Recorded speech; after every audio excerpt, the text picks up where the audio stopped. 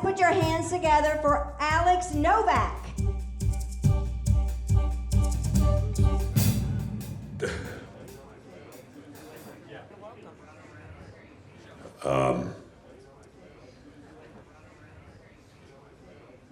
I think I'm getting a divorce.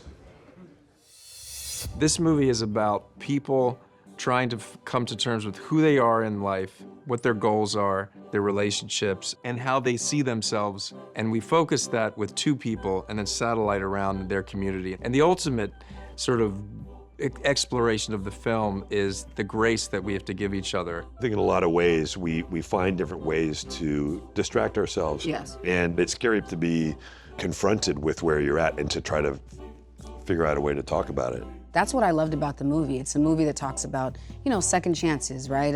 We need to allow ourselves to transform.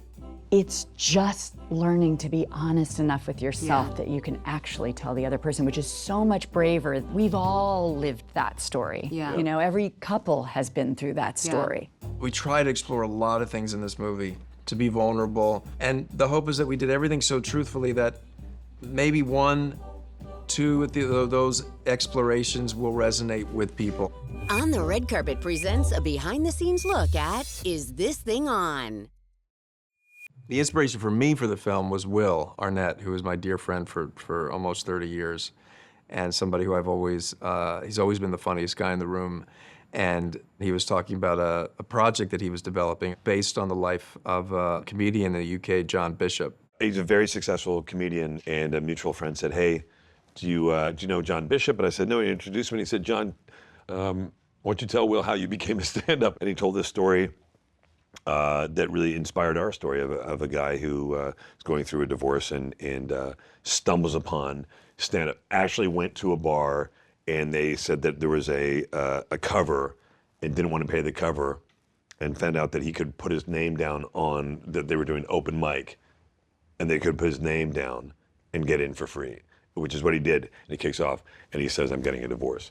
Alex and Tess have been married for almost 20 years. They're both stuck in lives that they didn't bargain for.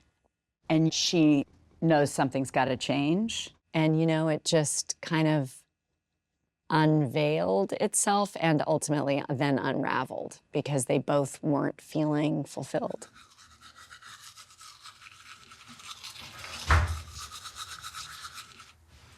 We need to call it, right? I think so too. Tess was a very successful athlete. She went to the Olympics for volleyball. She's a really impressive person, impressive athlete, very driven. And Alex, I think early on, because she had so much success when she was young, was in a support role for many years. And then there's a sort of a shift. I'm gonna play for a club team again. And I've been reaching out to people about coaching. I just worry. About what?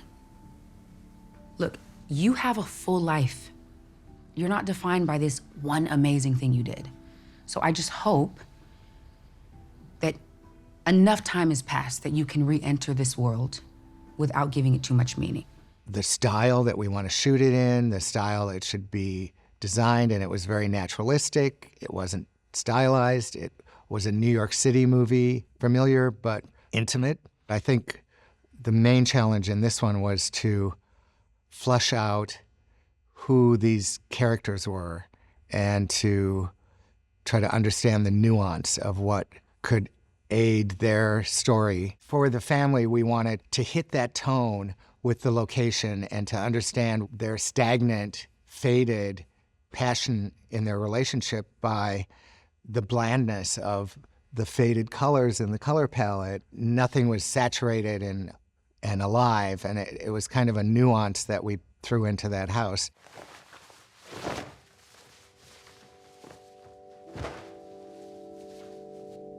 I'd never worked with a composer before, and in the very nascent stage of this process, I heard a rhythm through the movie, these drums. based on the Lunar New Year scene, the first scene of the movie. James Newbury, our composer, he's so talented, he's so dexterous, and was a part of the process while I was shooting it all the way through. I love the music that he achieved with it in this film. So the creative process for this was probably the most collaborative creative process I've ever had. There was no temp music, there was no kind of guide like that. It was very trusting from him, from Bradley, to me to just kind of make whatever came to me. And the best thing that I think that came out of all of it is that we didn't overscore it, because I think that one of the best parts of this film is that you really get the environment of New York City as a character. It's just a cacophony of, sound, and it really does a lot of work to support the energy of the film. So that was a great thing that by the end we discovered is, let's really try to spread things out and have score where it's necessary. And I think I'm very happy with how it came out and the balance that we found. Working with Bradley, we've been friends for years and years and years, and we'd always sort of talked about maybe potentially doing something at some point. That's one of those things that, like a pipe dream. Once we started working on this in earnest and talking about the way that he saw the film, what his vision was cinematically, it was like opening up a whole new world for me. What's the deal, man? Yeah, I don't know what to tell you, man. There is no deal. Okay. What was incredible was there had been so much writing, with Will and Chappie, Mark Chappell, and then as Bradley came into it, Bradley started to discover what the film was telling him, what the story was revealing to him. I mean, the beautiful thing to me, at least, is that we were partners through the whole thing. Yeah. And I don't know how to shoot anything that I haven't written. I've been part of the writing process. And for Will then to be acting those words, and for us to be talking about the scenes and be able to rewrite them on the day, every day, and because we have such a sense of what our purpose is. That was the improv. Yeah. Kind of coming in that. Yes. That was the improv. And then we get these new pages and go, yes, yes. And of course, as we were doing it, it would change because in the moment, You're inhabiting it. We never had a preconceived notion of how the scene was going to go. And that's the best part. That's where the sort of improv, if you will, comes up. Behaviorally, everything. It's all, it's the not just behavior is all words. improv. Yeah. Yeah, in that sense. We never discussed it. We never discussed you need to get there. All we discussed was we need to earn it.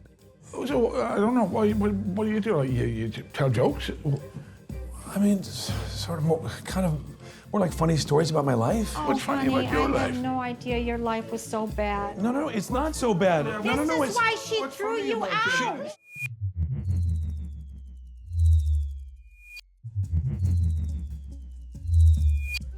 And she looks at me and she goes, sometimes I just wish that you talk to me the same way that you talk to your friends.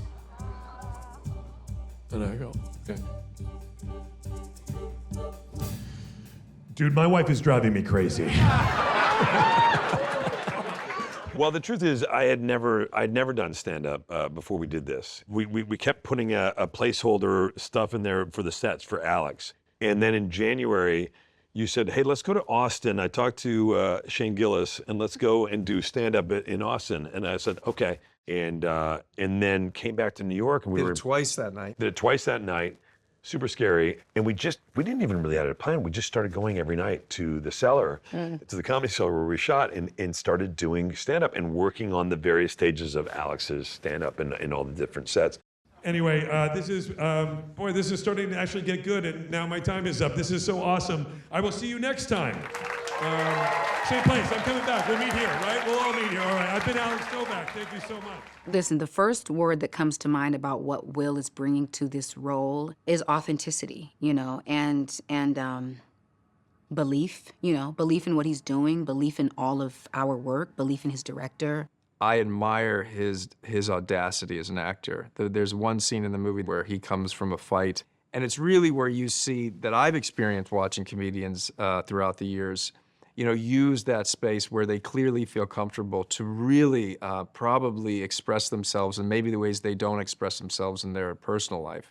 And I wanted that to be very much a part of his experience of stand-up comedy, because that's the whole point. It's helps him open up. I had sex with a woman after being married for a number of years, and it was scary.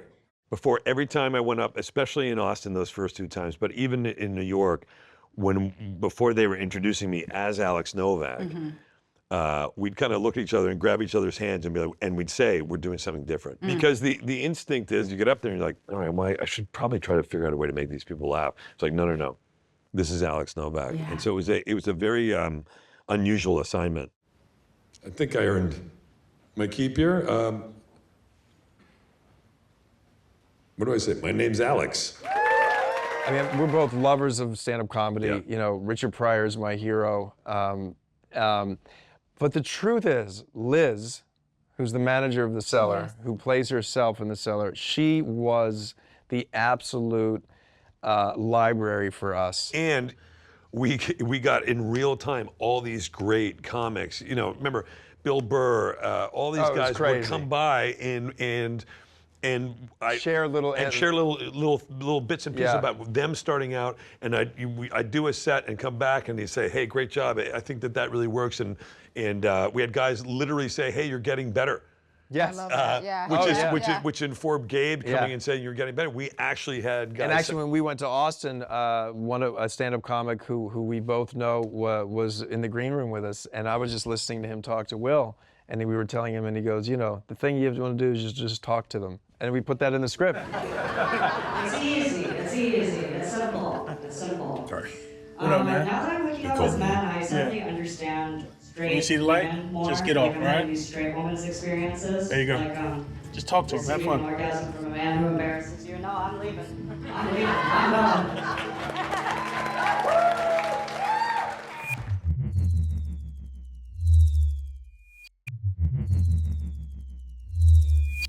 Hey, Charlie doesn't like to be picked up. Is that his name? Yeah, did you really not know Charlie's name? After all this time? Dude, you look so good. I had the privilege of watching, as I know you did, watching Bradley, be the most committed, bold, diligent filmmaker, editor, and suddenly you're my director. You're gonna tell me the truth. Mm-hmm. And there's no running away from it. Like, you're locking in and we're going there. Yeah. And of course, Will, you set that, in a way, requirement that we were gonna have each other and this was the journey we had to take. Mm-hmm. The heartbreak of it, the longing for it, the co-parenting of it, the fighting for the love story, like that's us deciding together that we were gonna be, each other's best friend through all those feelings. And that was incredible. Have you upped your parenting since we split? Out of necessity. And to watch your growth in inhabiting Tess, it's one of the joys of when we wrote that scene and it was all about oh yeah, this is them at this stage of their life having this very hot night. But what's the reality, right? They're not 25. Yeah. You know what I mean? It's my favorite thing is your improvisation when Tess is speaking through you. Yeah. When you're yeah, but I always want to win. And I remember I was like, oh yeah. Do you feel that you I don't know, you'll get off your phone if the boys are around thinking that maybe they'll see you on it less than me? Just being more attentive to be better than me, to beat me at parenting? Yeah, but I always do that. Yeah, but isn't that ridiculous? Yeah, but I always want to win. Laura brings so much life and depth to Tess and really helps bring it into focus. And I'm one of those people too, by the way, when I see an interview with an actor and they refer to themselves and other people as artists, it makes me want to gag a little bit.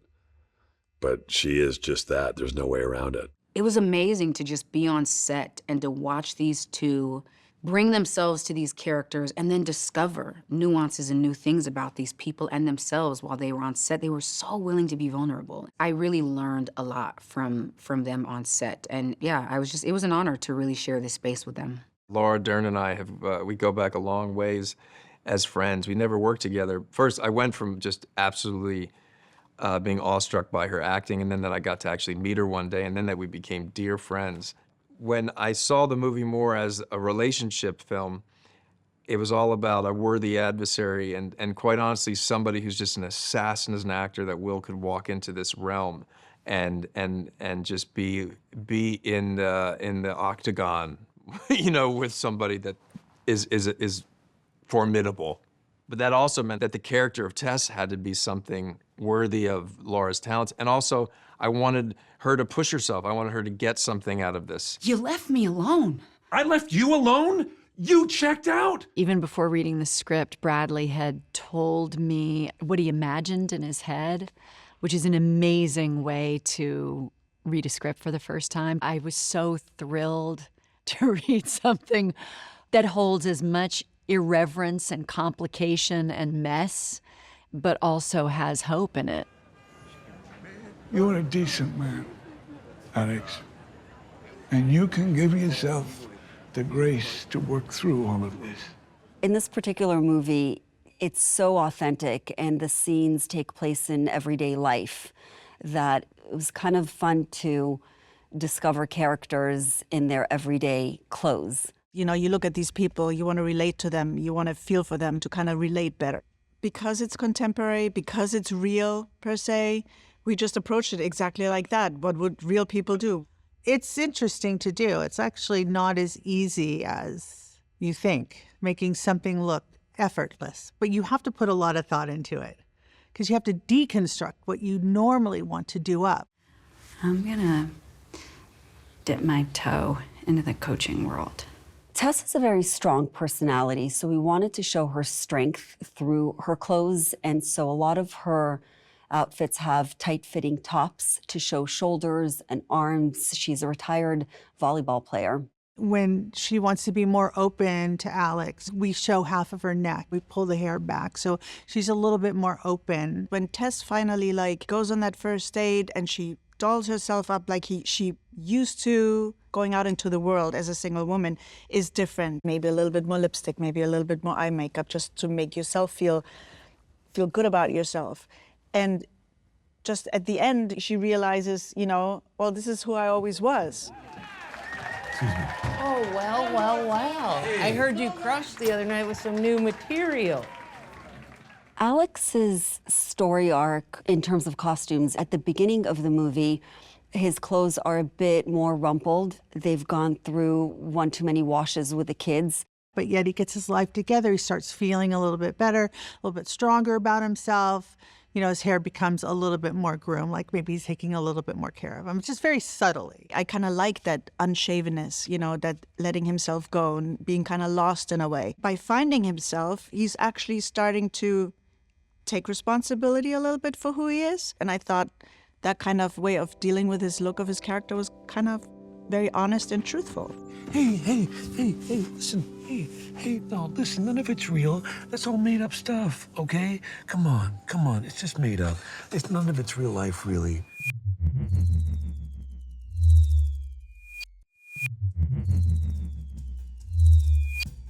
My mom said that she didn't want to meddle in my marriage, which is exactly what meddlers say before they meddle in your marriage. While we were prepping the movie here in New York, and I live here, I would rent a camera and we would just go around New York City when I was figuring out the style and the language that I wanted to use, along with Maddie Libatique, the cinematographer, who also moonlights as one of the stand-up comics in the film. He's incredible. It was really like under his tutelage and doing it together. That was a side journey for me on this movie, was being able to go into his world and learn from him. When your director is the camera operator, you know, because it wasn't just that he was directing, it was that he was operating the camera and he is an actor and he is my scene partner and plays my husband. I think there is such an intimacy and an immediacy. Everything feels very urgent, you know what I mean? Everything feels very present, very real, very in the moment. Whoa, hold on. God, I'd love to know what this process No, is. God. But having the camera so close was an interesting process. I mean, you're a little more used to it, I think. But certainly for me, I don't know. I mean, I found it to be, in a lot of ways, actually kind of freeing. The set that Alex does after he leaves the birthday party and he's sort of crestfallen about this news that maybe Tessa's seeing somebody, and he goes on stage and he does this set and he goes up and he forgets, because you can tell that he's just thinking about this thing and there's a lot going on, and he says, Jill, this is where I got stuck. And that moment, we never really talked about that at all. No. It all happened in real time. What did I write on my thing after? What did I say? What did I say after I take them? I take them on a date. It's right there on the thing. We had the benefit of an incredible crew. Yeah. You know, and the reality was, like, I was gonna do that. You know, I didn't know how I was gonna get you there. Yeah. Because it's all lit and she's lit, and you know what I mean? And I talked to Maddie and Scott's up there with B, you know what I mean? Of course. And even Steve Morrow, who knows where to put Everybody's them, like, ready, you know, but ready for anything. Yeah, that was the goal. Like, Sure. you know, because I didn't want to get that shot of her watching you, but I wanted to reveal her in your shot. Yeah. It's like, that's the kind of like beautiful magic of having a crew that you trust so much. You are good. I mean, you're bad at stand-up, but you're good. You have a good heart. You seem like a pure, like, I believe you that you just found this thing and now you're in love with stand-up. Other than the fact that I'm really insulted, thank you. Bad. You're really bad. This movie is so authentic and grounded, and their relationship is so grounded and quiet in a sense, you know, and it's really sweet. Like, I love that there's the mutual respect for each other, and it's really just about rediscovering yourself. I want to be happy. Okay, that's fine, but that doesn't mean that Don't you want me to be happy? No, of course I do, man. It is about finding your community or yourself or your truth in order to even begin to know who you are and how to be present for another person. Even if you've never thought about doing a stand-up, it's not really about that. It's just about being able to be free and talk about what's going on. Chemistry, connection, love, friendship, trust, it's all there. And that was really important. I'm just enjoying this wild ride of having an affair with my ex-wife. Do you guys want to do more stand-up? We've talked You about guys it. gonna Yeah, do a we're thinking special? like a duet type of thing. Have you ever done stand-up? What? No, I don't know. I mean, I don't know.